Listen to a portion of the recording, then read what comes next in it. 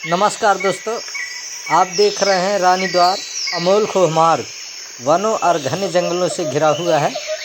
अमोल खोह शिवधाम पहाड़ियों और घने जंगलों से घिरा हुआ है। यह वीडियो गर्मी के मौसम का है, जिससे जंगल उजड़ा हुआ दिखाई देता है और शेष सभी मौसम में यह मार्ग घने जंगलों से घिरा रहता है। देखने में बहुत ही खूबसूरती दिखाई देता है।